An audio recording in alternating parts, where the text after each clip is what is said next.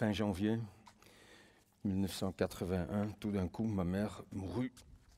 On l'a trouvée morte ce mardi 27 janvier au petit matin sur le sol de l'appartement qu'elle occupait depuis quelque temps dans une maison de retraite. Elle a dû tomber du canapé, elle était étendue devant ce canapé sur un tapis, mais je connais personne à l'intérieur, elle avait manifestement un canapé et un tapis. Le vent, c'est 2 points, la vie de quelqu'un. Nulle chose n'existe qui n'en touche une autre. Comme Macbeth, je ne croyais pas que ce décor se mettrait peut-être un jour à se balader. Pendant ces quelques secondes où je me trouvais dans mon jardin, je pensais à Lisa. Dans ses vêtements bleus, libellules transparents, telle qu'elle était plusieurs années auparavant. Et à Lisa, telle que je l'avais revue furtivement un mois plus tôt. Je pensais qu'au même moment, dans la petite ville où elle habite, elle se tenait à la fenêtre. Cette petite ville était sous un globe de brouillard.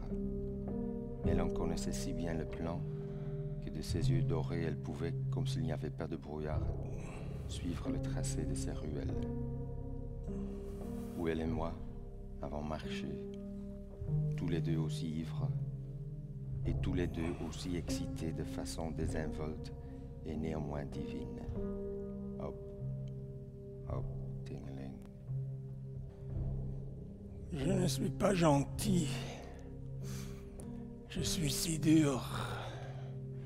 Je suis si amer. Je suis si insensible.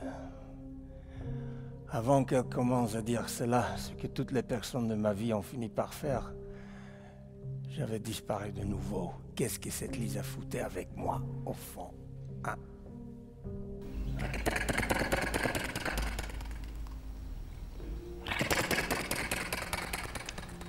Je suis celui qui n'a jamais été attendri par le miracle de la naissance.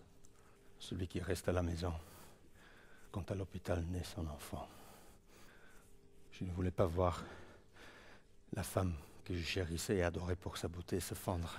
Et surtout ce spectacle qui me blesse de la destruction de la beauté, ou du moins de la dégradation durable de la beauté. Et devant ce spectacle, mes remords, mon dégoût, mon impuissance, ma protestation, mon angoisse, tout ce qui me venait à l'esprit avec le son de ma propre voix. Et pour couvrir tous les bruits autour de moi avec le son de ma propre voix, je me détournais de ma grand-mère et de ma mère. Et je commençais, avec la main à mon chapeau, à me faufiler entre les autres grenouilles en sautant. Quoi, quoi?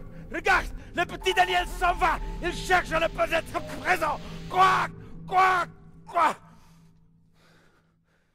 Nulle chose n'existe qui n'en touche une autre. Hein?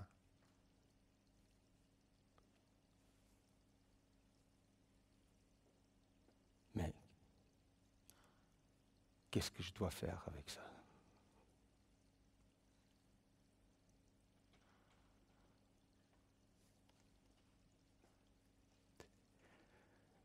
Qu'est-ce que ça a à faire avec moi?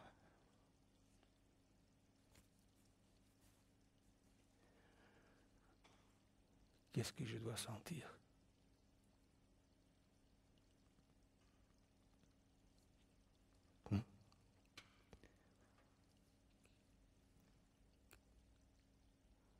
Qu'est-ce que je dois sentir?